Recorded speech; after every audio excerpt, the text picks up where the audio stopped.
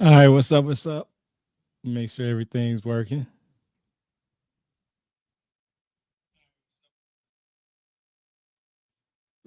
Test, test, test. Let me hold up, hold up. Let me get the. Let's see. Let me see. Let me see. Test, test. There we go. There we go. There we go. All right. So, what I'm gonna be going over the Mahabharata. Let me close this out real quick. There we go. And it's just look at all those tabs. So this might be a two-part series right here. Yeah, it's a pretty thick book. I love Penguin classics. This one is a very thick book. Let me see, it's like 900 and some, 800 some pages. Let me see. Yeah, like 800 some pages. But let's go to the first tab because I like to just get it started. I don't like to playing around. So the first thing that I learned when I opened up this book was the pronunciation of Sanskrit. It actually has a section that's called that. I don't know if you can see that, but yeah, there it goes right there. And it says that Krishna, though in most of peninsula of India, the name is in fact pronounced Krushna, Krushna. So that was pretty interesting. Let's see. The earliest hymns of the Rig Veda are usually dated to around 1200 BC or even earlier, and that's just like a little side note that they had on here that I actually looked up just for verification's sake. Let's see. Oh, hold on. What's the next one? Uh,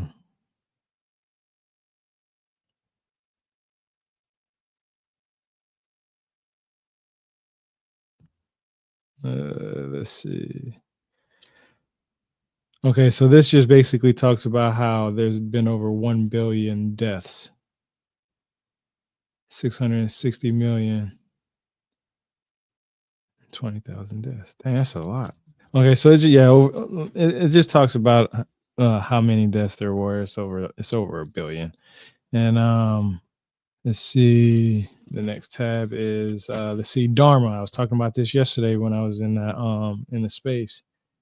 I said, at its simplest, the Mahabharata is thus about the conflict between two sets of cousins. It describes the events that led to war, the 18th day, war itself, and the long aftermath. But if pressed for a one-word answer as to what the Mahabharata is about, at a deeper level, most people would probably reply that it is about Dharma. Now, this is where it's interesting because I like to do this. I have to get it real quick.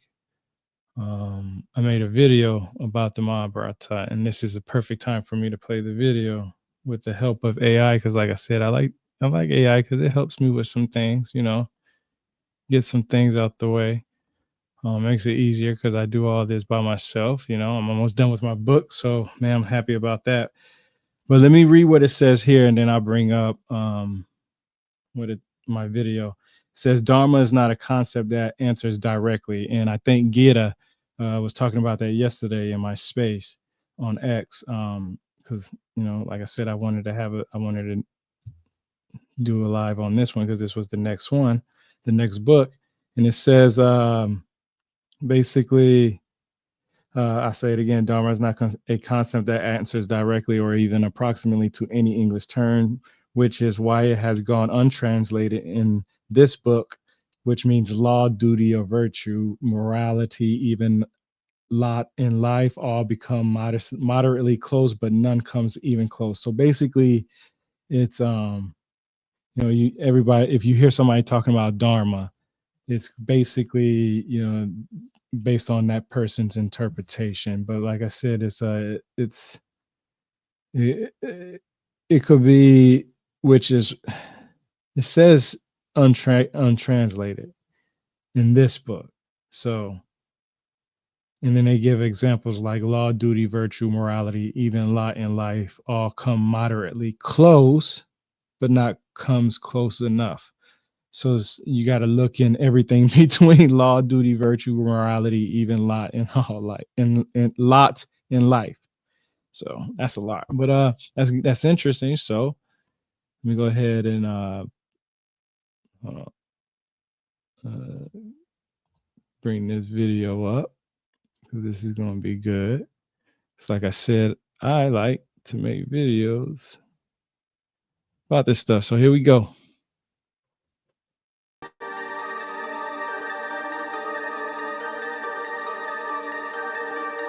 I'm going to get to the next book.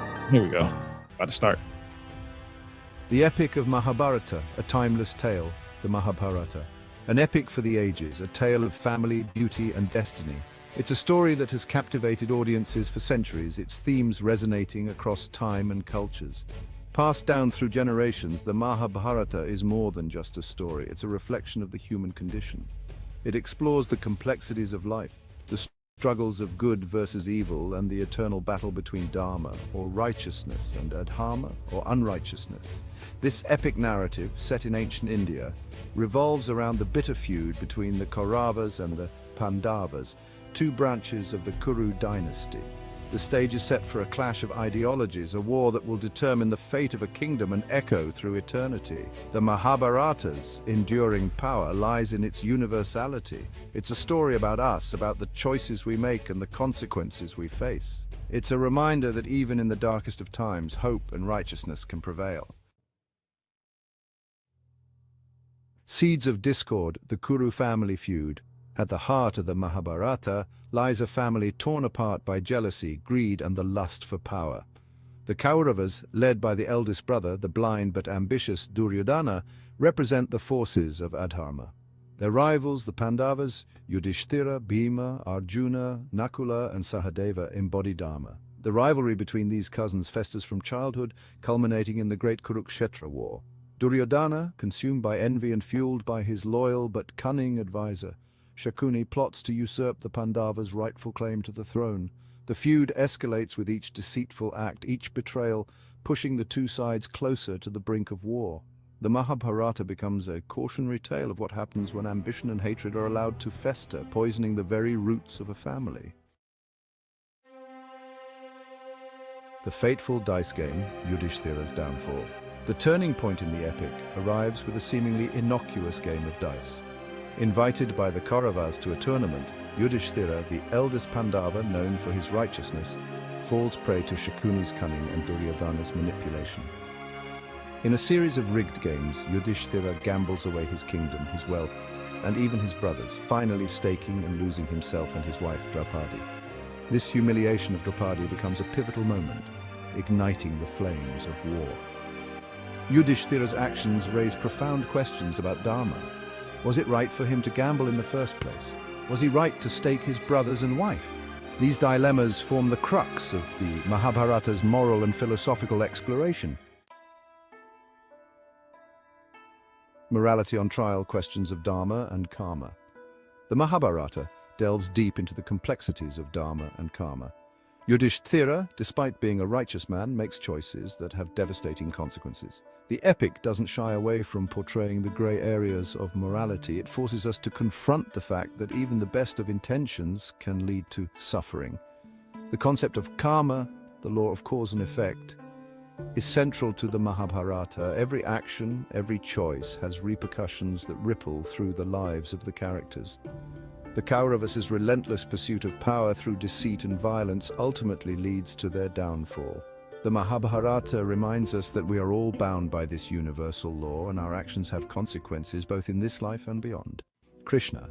A divine avatar, Krishna becomes Arjuna's charioteer and guide, offering counsel and perspective in the face of adversity.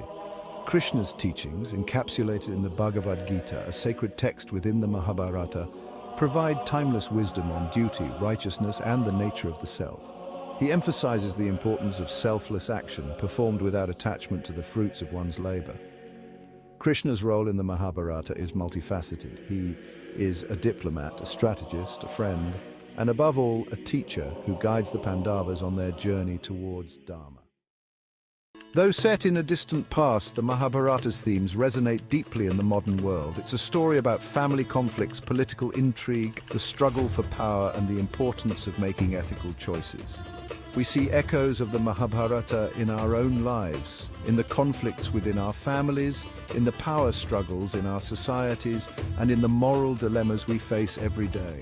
The epic's exploration of duty, ambition, love, betrayal, and redemption holds a mirror to our own lives. The Mahabharata reminds us that despite the passage of time, human nature remains constant, and the challenges we face are echoes of those faced by those who came before us. The Mahabharata grapples with the complex interplay of fate and free will. Was the Kurukshetra war inevitable, a preordained event set in motion by destiny, or was it the result of individual choices and actions? The epic seems to suggest that both forces are at play. While destiny might lay out the path, it's the choices we make that determine how we walk that path.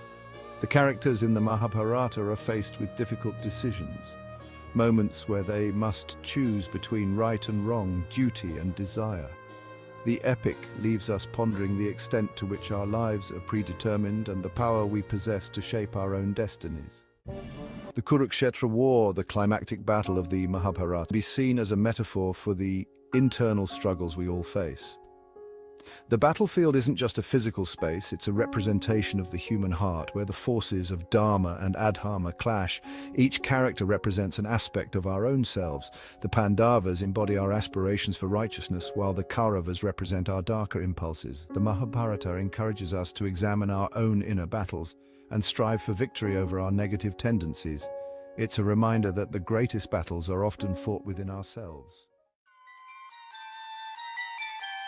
All right. Yep. So that's what that's a video that I made. So let me tell you this. I make these videos, right? I use this this program, this AI program. I can't remember what it's called right now, and I take all these little tabs. Oh, let me make the screen big. So I take all these tabs that I have right here, right? And I just plug it in there and say, hey, create a narration for me out of what I just, shared. I literally go in there and type almost all this stuff. Well, I don't type it all the time. Oh, shoot, what's going on with my screen? Oh, screen going crazy. Anyway, what I do is I take all this stuff and not since I've already shared most of this stuff. Let me close this screen now. Something's going on. Let me disconnect this screen. I don't know why it's keep going in and out. There we go. I'll leave it off right now. So I take all these little tabs that I have right here, and I just go ahead and put them in the little how I want to create my little AI video to come out, and I do that and I post it. So all that information basically comes from this. It's just a narration part, and I do it just because I get bored at night because I can't sleep. So I just do it. So and I like doing it. I mean, gotta take a break from reading sometime, right? So here's Krishna. Here's something else that I learned about Krishna. It says, if the characters dealt with so far can be called complex, there is one further character of whom that is doubly true, and that's Krishna, basically. And they say that Krishna is, but in addition, he is the supreme Lord of all, God himself incarnate on earth. It says, and then it has a little note on the bottom. It says it has long been disputed whether Rama, the parallel figure in the Ramayana, was a divine incarnation from the start, or whether he was deified sometime after the composition of the earliest form of the text. In the case of Krishna or Krushna, there is no such debate. It is certain that the Krishna of the Mahabharata was divine from the beginning. So that's pretty interesting to know, because just to know that, people from that side of the world, no matter what, if they believe in Rama, they'll have different ideas. But for Krishna, it's clear across the board. So that's pretty interesting. That's actually really interesting, because that's no different than Christianity and the different denominations within it. It is called the Mahabharata because it is a great story of birth of the Bharata's heirs, he who knows this variation is freed from all his sins. So when I read about the Mahabharata, I was saying this in the space yesterday, like when somebody say, hey, have you read the Mahabharata? I'd be like, yeah, I read it. And what I get from the Mahabharata mostly is that it's about a dice game. I'll get into it more, but that's what I remember the most, because it's just crazy that wars started because of a dice game. Um, Here we go. I learned this, that some of them sons of Didi and Danu, fallen from heaven, were born as mighty lords of the earth, full of valor, but also full of arrogance, able to change their shapes at will. Those foe crushers overwhelmed this ocean bounded earth. So that sounds something like the fallen angels, right? The ones that left with Satan from heaven, or at least that's what it sounds like to me, at least. I know it names two individuals, but I mean, there's always somebody that's going to be, there's always going to be two people that's doing some, multiple people doing stuff. Here we go. To that highest Lord, whose hands bear discuss and club, whose garments are yellow and whose complexion is dark, from whose navel sprang a lotus, the slayer of the enemies of the gods, whose eyes are wide and slanted and lovely Indra, spoke in order to cleanse earth. Use portion of yourself to descend to earth. And Hari replied, I shall do so. So they had to use a portion of their self to descend to earth. Okay. Interesting. It's pretty interesting. Let's see the next thing.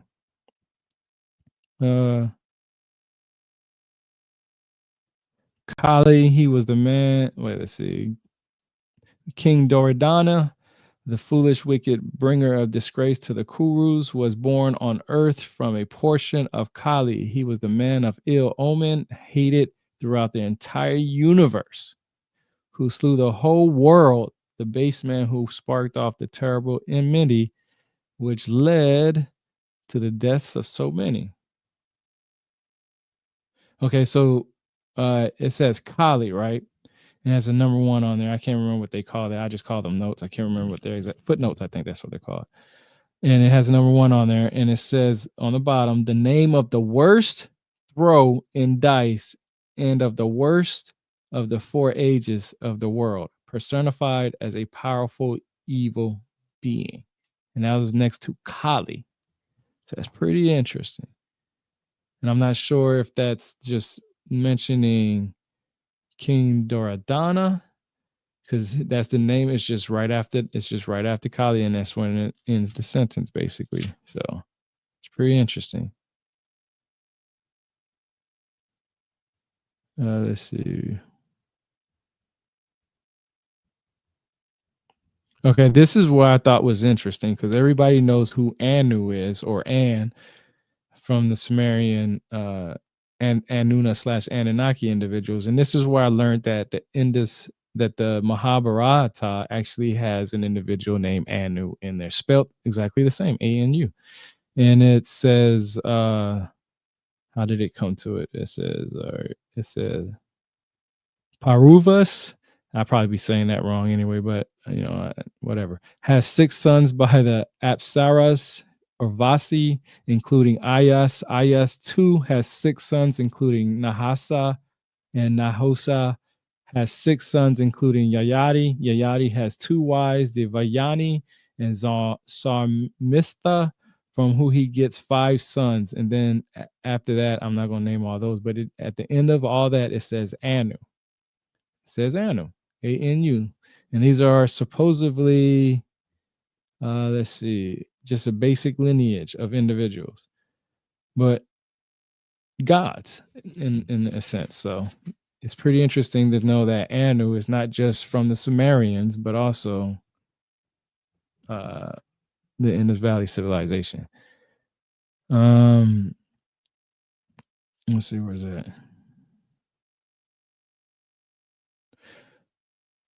Okay, so here we go. This is interesting. Seeing that he had left her, that Yavati spoke to her son, and he told her that the child would be born pale. Then his mother once again requested one further son from him, and the greater seer gave her his assent. When her time came, the princess gave birth to a boy, pale but bearing auspicious marks and blazing with good fortune.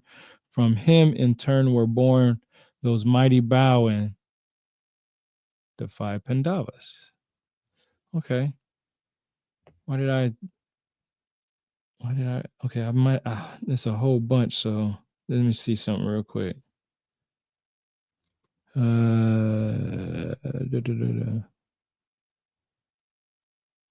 that was really it. That's probably I probably just did that for. Let's see. What is? There's another story that's like that, and I just can't remember off the top of my head right now. Much. I'll run into it later on. I'll talk about it later. Let's see. Okay, I have to find the footnote in the paragraph now. Okay, there's two. So okay, so it actually starts on here.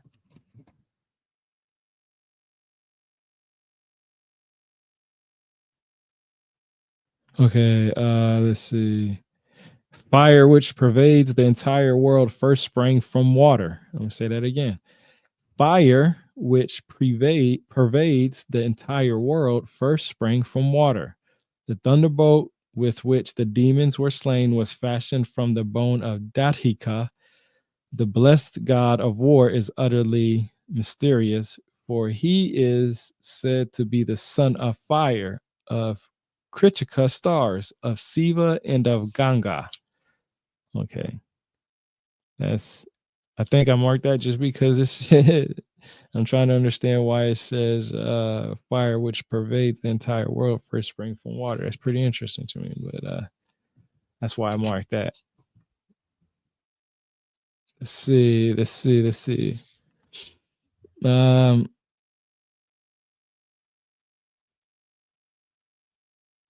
let's see.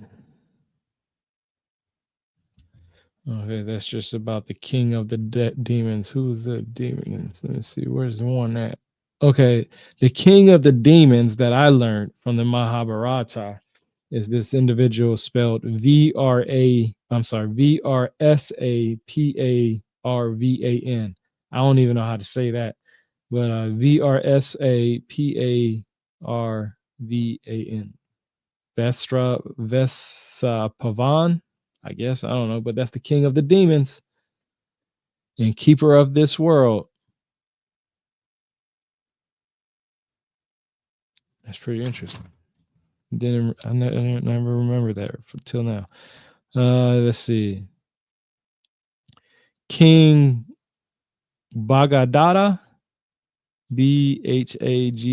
Bhagadatta, of boundless might, who bears on his head the celestial gem known as the jewel of all creation, who punished the Greek rulers Mora and Naraka, who rules like Varuna in the west.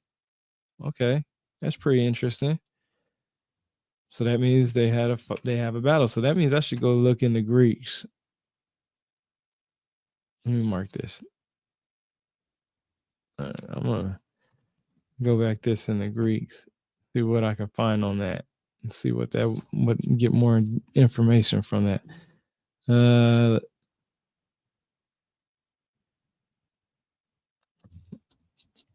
on, I just did that one. Let's see. Okay, it is said, O best of men, that kings are subject to 4 vices: hunting, drinking, dicing, and excessive sexual indulgence. The man who is addicted to these lies, the man who is addicted to these lives his life shunning Dharma, and the world holds the deeds of such an unfit person to be of no account. That's pretty interesting. Okay. Let's see. What's the next thing? Okay, one of Varuna's functions in the Vedic period was the punishment of sinners, whom he bound in fetters.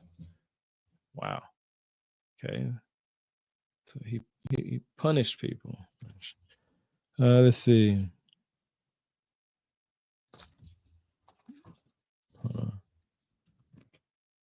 Okay, here we go.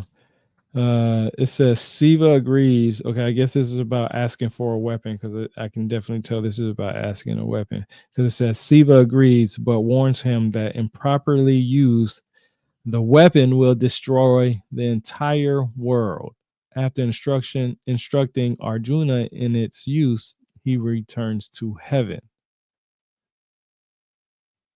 Okay. All right. This is where I marked up because a lot of people like to talk about and in my book, this is interesting. A lot of people talk about Vimanas and stuff and how they're flying aircrafts and this and that and all this other stuff. Well, if you look at Vimanas and really go in depth and look at the origins, it just meant something that was a chariot, but flying, like a flying chariot or some type of temple or something. It was just something that was in the air, basically described in different ways. But in this book, I wrote this because it said I tabbed this because I'll read it. Uh, it says Matali arrives with Indra's magnificent chariot. Okay, magnificent chariot, and tells Arjuna to mount. After bathing in the Ganga, Arjuna does so. They fly up, and Arjuna sees the stars, which are really warriors who have attained heaven, seers, and other celestial beings. Then they reach Indra's city. Arjuna looks at the lovely city and the heavenly garden Nandana. He is praised by celestial beings. He meets Indra, who embraces him and shares his throne with him. Now I'm gonna tell you something. And it's under the journeys to Indra's world. And you can look up Indras or Indras, Indras, Indra, if you want to look it up. But this is where people get this idea that there would, there's a planet outside of Earth and extraterrestrials and stuff like that, because they, celestial beings, and they use certain words like flying up. They fly up. Arjuna sees the stars, but they say which are really warriors who have attained heaven. Heaven's in the sky. What else did it use? Heavenly garden, and then who embraces him and shares his throne with him. So, you know, it's pretty interesting to know that when you read the actual text for yourself, you can see why people argue their points, right? But then I don't think I marked it in the beginning because I know I didn't read it. But you remember when I did say that depending on where you lived, or things could be different. There's actually a note that said that, and that's probably why I marked it. But just to know that it's interesting to know that I can see both arguments. Like I can see, why some people would say, they were extraterrestrials, or they have flying chariots and this, that, and third, because this is a magnificent chariot, and then it says fly up. When you use magnificent and fly up together, I mean, you can't think of nothing really else up except, if you want to deny yourself the thoughts. Let me get to the next tab. Let's see. Let's see.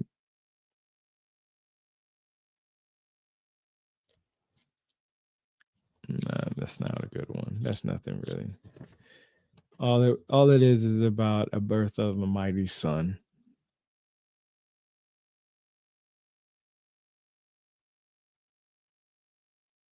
Yeah. Let's see. Let's see. This is the wrong age of the world for that. Talks about the different ages.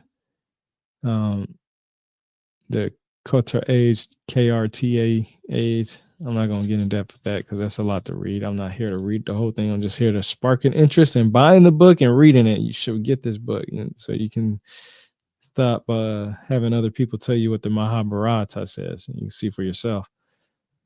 Let's see.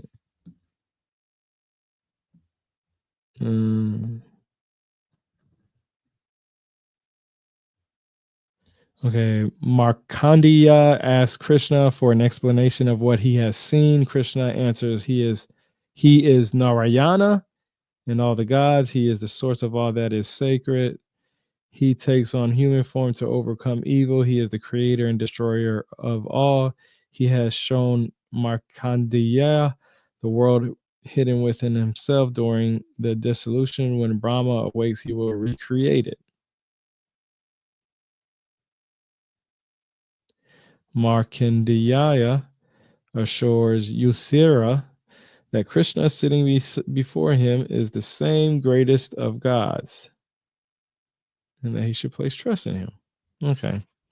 Yeah, that's how people get jacked over, trusting people by somebody else's word. You don't know them like that. Let's see. Okay, this is interesting because it talks about in the course of time, a son is born to Kunti or Kuntai, Kunti, wearing earrings and armor. She places him in a basket and sets him afloat on the river Asva with her blessings and lamentations. Now, who else does that sound like? Ding, ding, ding, Moses. And a couple of other people too.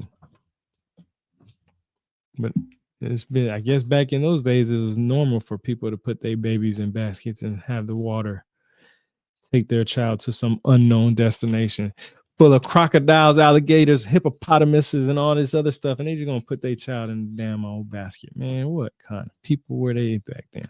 Let's see. No,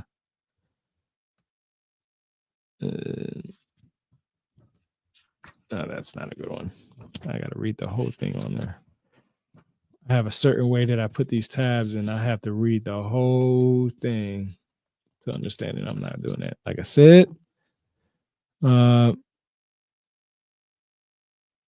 okay, it says this: thus sacrifices of many kinds are made into the mouth of Brahman. You should know that all of them arise from action, and knowing this, you will be set free. The sacrifice of knowledge is superior to that of property, afflictor of your enemies, son of Kunti. All action without exception is brought to completion in knowledge. So you should know it. If you humbly question them as you attend upon them, the men of knowledge who see truly will teach their knowledge to you. Once you know it, you will not return to delusion. Son of Pandu, through it to you will see all beings within yourself and then within me. Now that makes sense. That's why I always say if people can't sit here and actually teach you what they know and how they came to knowing it and why you should consider researching what they say, I can't put no trust in them. I notice people just say stuff nowadays just to say it, just so that way they can get a gang of followers.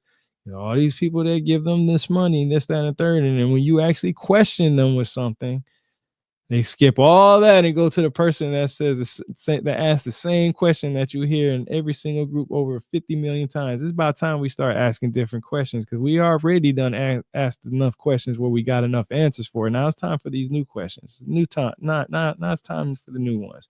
Says Krishna now describes the way in which each person's faith is shaped by whichever of the three qualities predominates in that person. The same applies to the food he eats, the sacrifices he offers, the atrocities he performs, the gifts he gives, the three parts of the utterance, Om Tat Sat, which means Brahman should be used in all acts of sacrifice, austerity, and giving. Let's see. I don't know why I marked that. I guess I just found it interesting.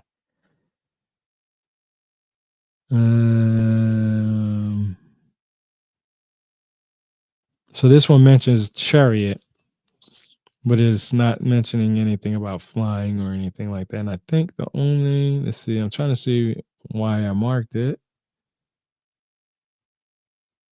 No, maybe that's probably why I seen. I don't know.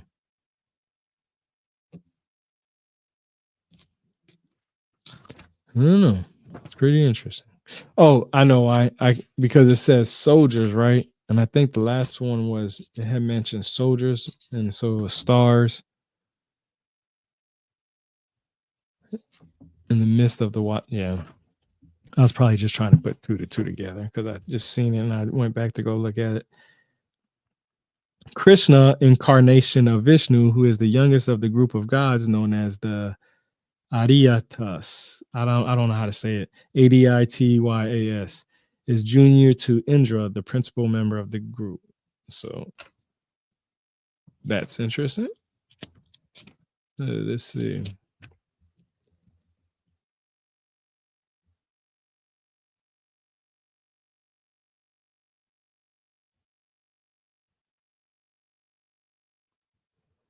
No, I'm not going to read all that. That's a lot. I'm going to see if I can put it down. give a quick.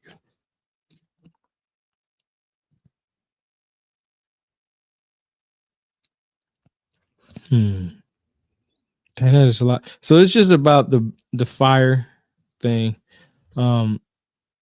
It talks about the demon leader Bana.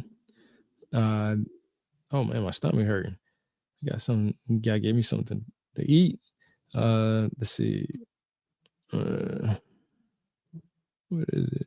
The commander of celestial army. Okay, yeah, here we go. As commander of the vast celestial army, Kartikeya swears to slay the enemies of the gods. Then he advances against the demons and Rakshasas who flew in terror. With his spear, he slays the demon leaders Taraka. Okay, so yeah, just the killing of demons. Then that's why I marked it, because I marked right here specifically the word demon, and I see a lot, and I see fire. And reading that part, yeah, that's definitely because it talks about let's see. Okay, that there was a place that Kartikeya was installed as commander, and before that, under the name Ajasa, it was place where Varuna was installed as Lord of the Waters. Okay, yeah. Okay, yeah. That's all about it. Because I had a couple of different tabs on that one. Let's see.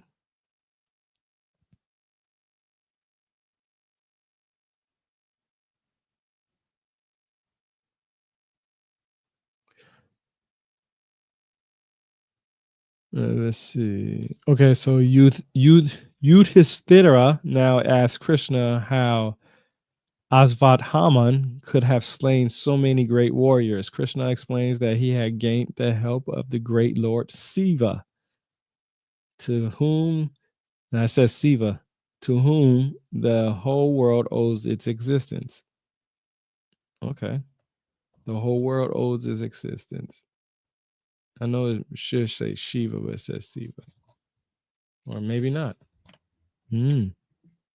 Just says Siva. Anyway, let's see. Okay. Dharma are common to all four classes of society, and what Dharma is particular to each class. He has all are the Dharmas of the four stages of life. Okay, the four stages of life of Dharma, and what the Dharmas of kings. In reply, let's see. Brahmins should be self-controlled and study the Vedas. Kshatriyas should give gifts, perform sacrifice, protect people, and show courage in battle. Vaisas should tend cattle, and Sudras should obey the three higher classes. All four classes should offer sacrifices. There are restrictions on Sudras. Okay. Okay, here we go. This was interesting. Yudhishthira requests Bhishma to tell him why kings are referred to as gods. And Bhishma responds with the story of Vasumanas, king of Kosala. And Vasumanas had asked Baspati the basis for the welfare of subjects. So basically, I just marked that mostly because why kings are referred to as gods. And I got to look that up. So I'm mark that too. I'm going to go back and look that up. I probably did before, but I'm going to do it again. Oh, wait. Flipped it too many times. Okay. The origins of the universe and the creatures within it, and how to live, and where do they go when they die. In reply, Bhishma cites the answer that Bhrigu gave to Bhavadavaya, and I'm gonna spell these words, man. I know I'm butchering these names. Bhrgu, and he gave it to Bharadvaja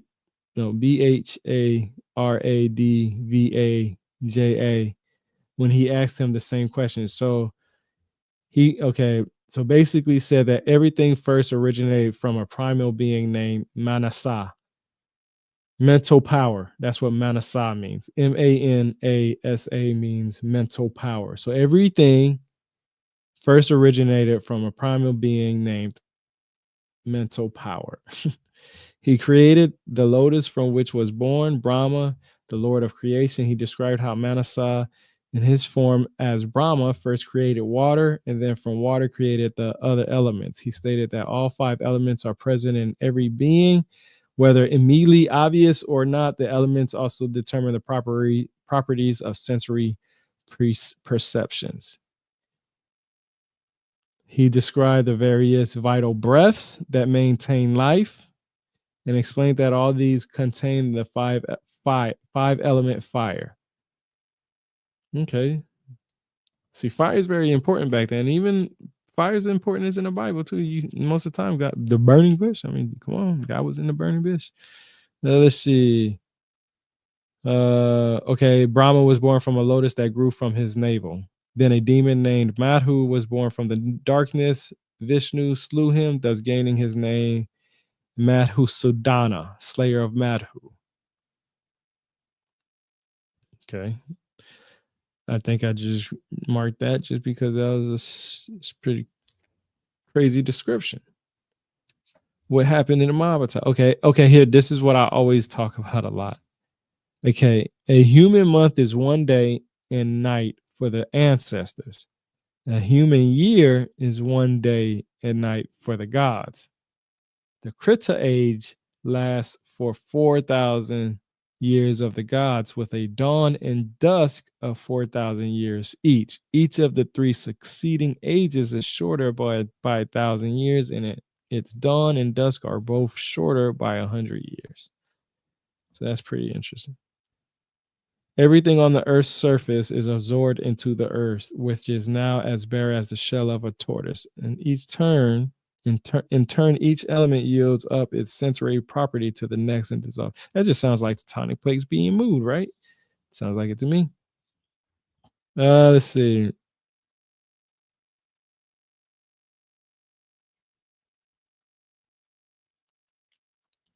Let's see. No, that's a long one. Almost done. Gotta see what's this one.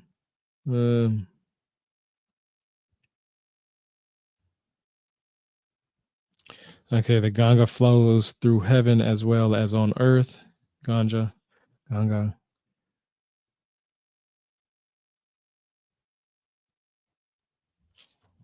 Let's see.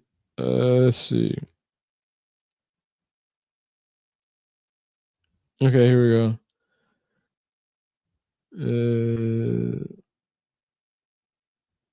Okay, so this just talks. See, it's a lot about fire. Look, I'm gonna read some parts of it. Agni, the fire god, was not present at the time. Furthermore, a little Siva's semen fell to earth where it united with fire.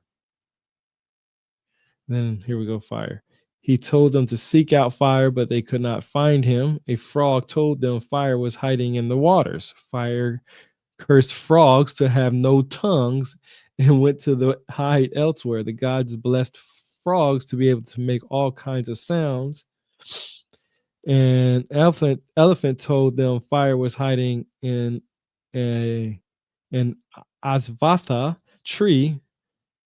Fire cursed elephants to have their tongues bent backwards and went to hide elsewhere. The gods blessed elephants to be able to carry anything to trumpet loudly. A parrot told them fire was hiding in Sami tree.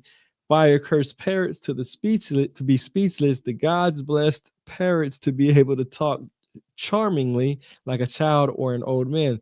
Then they told fire what they wanted of him, and he agreed. He united with Ganga. I don't know, I'm probably messing that up. And she conceived, but she could not endure the Photis fire energy. She placed him on Mount Meru and told fire that he was beautiful and brilliantly colored. Okay, so hold on. The child was nurtured by the Criticus, Krtikikas, and so came to be called Kritikia as well as Skanda. Now, this is the same as the stars of Pleiades. So Krttikas is the same as the stars of Pleiades. That's why I marked that. Let's see. No, that's too much. Okay, here we go. Here we go. This is a good one. This is a good one. This is a good one.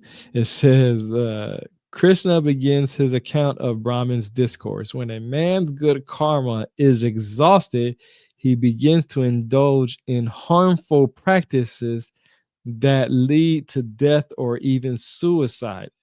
At death, the soul leaves the body accompanied by its collection of good and bad deeds.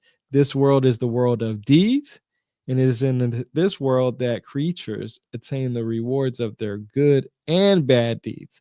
But bad deeds also lead to hell, which is very hard to escape from. And though good deeds lead to heaven, once they have been exhausted, one falls back to earth again. One's good and bad deeds cannot be eliminated. They will inevitably, I messed that up, tongue tie, bear the fruit. When the soul enters and animates a new body, that person receives the fruit of his former deeds.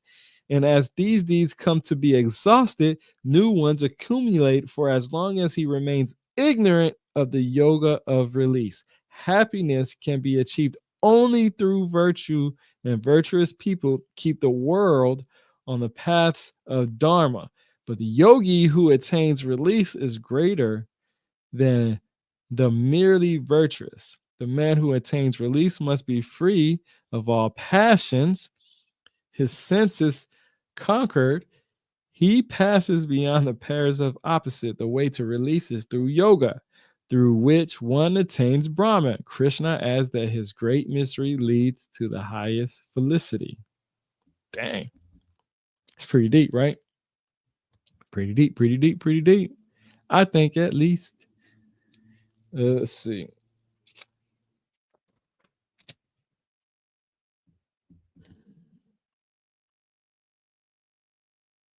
Okay, at a soma sacrifice, in which the pressed juice of the plant is consumed for the religious ecstasy, it inspires. The main ritual is preceded by the pravagaya, in which milk is dropped into boiling ghee with volcanic results. I don't understand that. Let's see. Okay, the seven seers are the stars forming the Great Bear.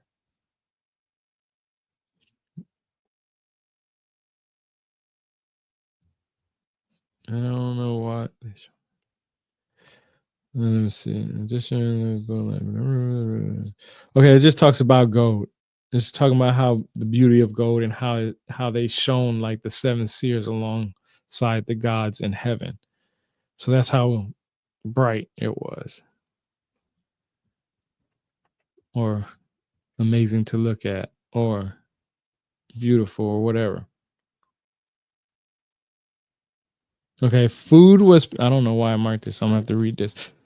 Food that was perfectly prepared in the kitchen was found to be full of maggots when it came to be eaten. Bharata king, when benedictions were pronounced, and when noble people prayed, the sound of running feet was heard, but no one could be seen. Everyone saw the constellations and planets collide again and again with one another, but no man could make out the constellation. On his birth in Avisni and at Haka houses, the son of Krishna's conch, Bankajanya, was echoed back on every side by asses praying horribly.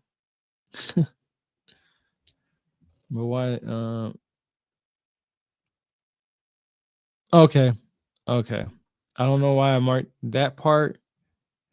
Why foods were prepared like that, but when I look up on the top more, it says, okay, it says the streets teemed with huge rats, water pots broke in the Vesnu houses, the cries of shrieking, myriad of birds were not silenced by the day or night. Cranes imitated the call of owls, and goats howled like jackals. White birds with red feet appeared at the prompting of fate, and pigeons flew about Vishnu houses. Cows gave birth to asses, mules to elephants, dogs to cats, and mongooses to rats. The Vishnus began to sin without shame, showing hostility to Brahmins' ancestors and gods. Apart from Balarama and Krishna, the stirrer of men, they now despised their elders. Wives betrayed husbands, and husbands betrayed wives. Fire blazed towards the left and emitted flames of differing colors, blue and red and scarlet. The sun, as it rose and set each day above the city, seemed to be surrounded by headless bodies. And then I already read all that other stuff. So it's a pretty interesting story. You can make a quick 30-minute show out of that.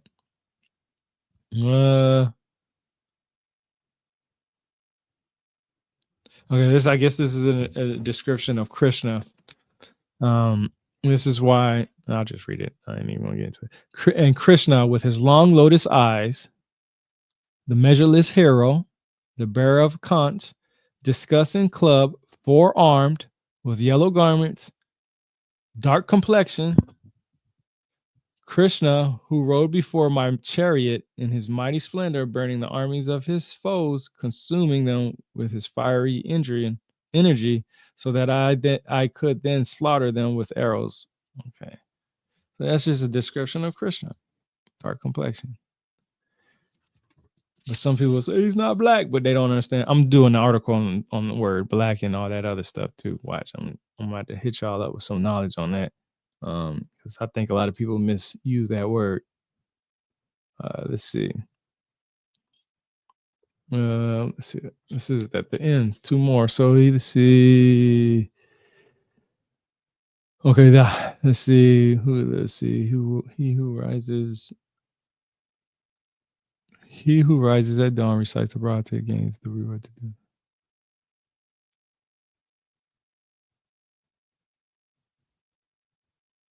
Okay, the blessed ocean and Mount Himalaya are both considered treasuries of gems, and the Bharata is reckoned to so too. Who recites the Mahabharata tale with full intention attains the highest perfection. Of this, I have no doubt. I guess this is this is from.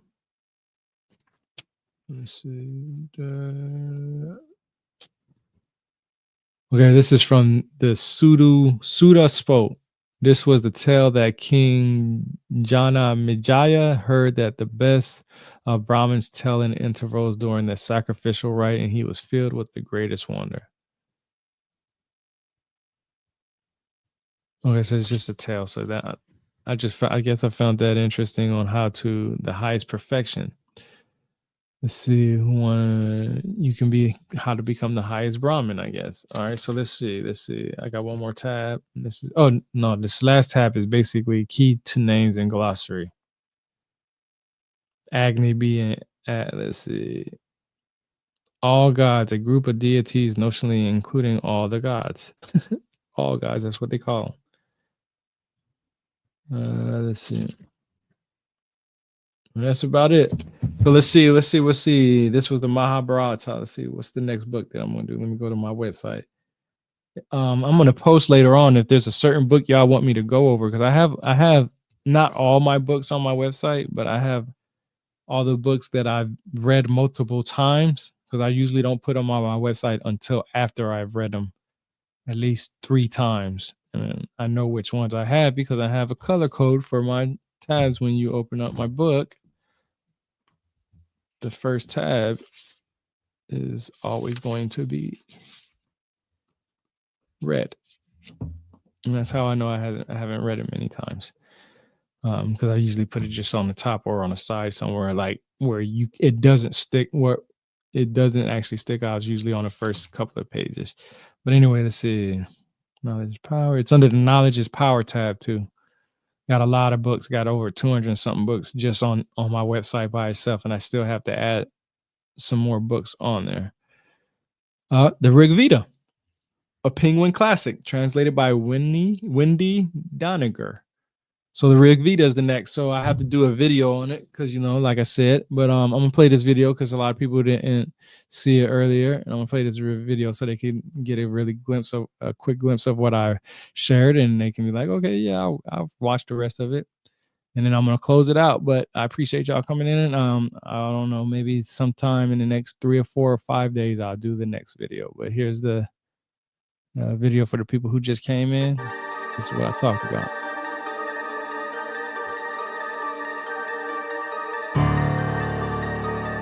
I made this from, I'll just say it later.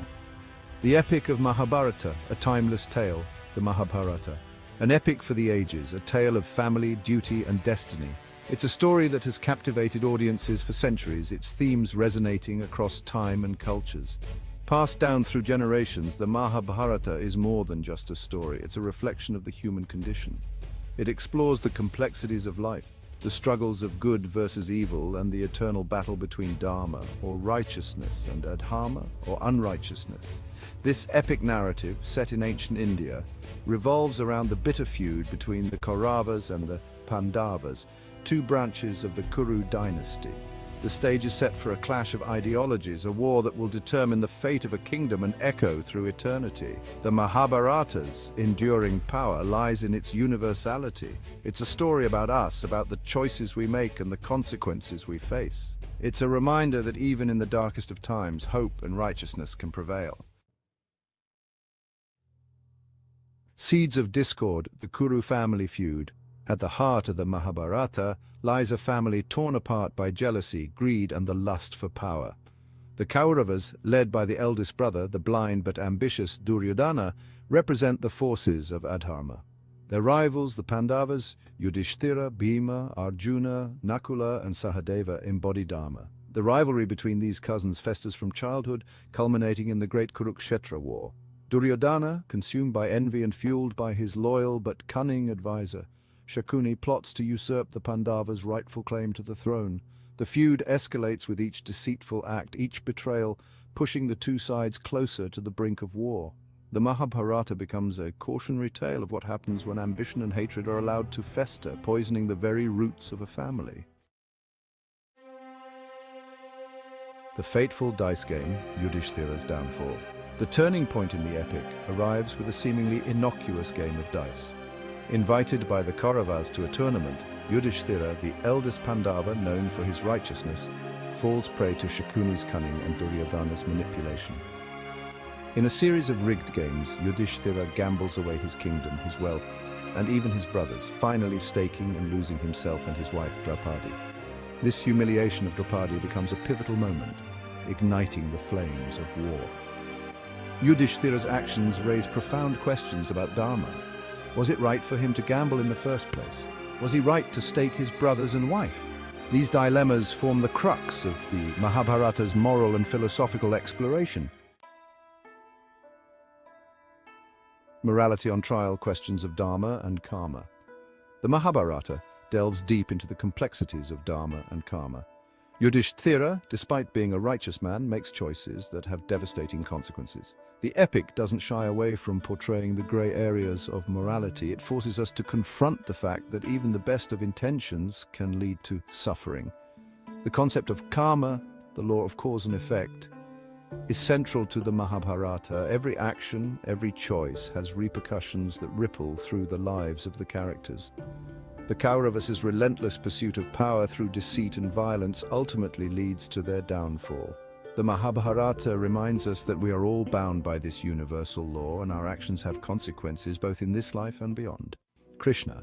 A divine avatar, Krishna becomes Arjuna's charioteer and guide, offering counsel and perspective in the face of adversity. Krishna's teachings, encapsulated in the Bhagavad Gita, a sacred text within the Mahabharata, provide timeless wisdom on duty, righteousness, and the nature of the self. He emphasizes the importance of selfless action, performed without attachment to the fruits of one's labor. Krishna's role in the Mahabharata is multifaceted. He is a diplomat, a strategist, a friend, and above all, a teacher who guides the Pandavas on their journey towards Dharma. Though set in a distant past, the Mahabharata's themes resonate deeply in the modern world. It's a story about family conflicts, political intrigue, the struggle for power, and the importance of making ethical choices. We see echoes of the Mahabharata in our own lives, in the conflicts within our families, in the power struggles in our societies, and in the moral dilemmas we face every day. The epic's exploration of duty, ambition, love, betrayal, and redemption holds a mirror to our own lives. The Mahabharata reminds us that despite the passage of time, human nature remains constant, and the challenges we face are echoes of those faced by those who came before us. The Mahabharata grapples with the complex interplay of fate and free will. Was the Kurukshetra war inevitable, a preordained event set in motion by destiny, or was it the result of individual choices and actions? The epic seems to suggest that both forces are at play. While destiny might lay out the path, it's the choices we make that determine how we walk that path. The characters in the Mahabharata are faced with difficult decisions, moments where they must choose between right and wrong, duty and desire. The epic leaves us pondering the extent to which our lives are predetermined and the power we possess to shape our own destinies. The Kurukshetra war, the climactic battle of the Mahabharata, be seen as a metaphor for the internal struggles we all face. The battlefield isn't just a physical space, it's a representation of the human heart, where the forces of Dharma and Adharma clash. Each character represents an aspect of our own selves. The Pandavas embody our aspirations for righteousness, while the Kauravas represent our darker impulses. The Mahabharata encourages us to examine our own inner battles and strive for victory over our negative tendencies. It's a reminder that the greatest battles are often fought within ourselves. All right, that's it, y'all. I appreciate it. Like I said, I'm gonna do the next one in the next few days. Get that one out the way.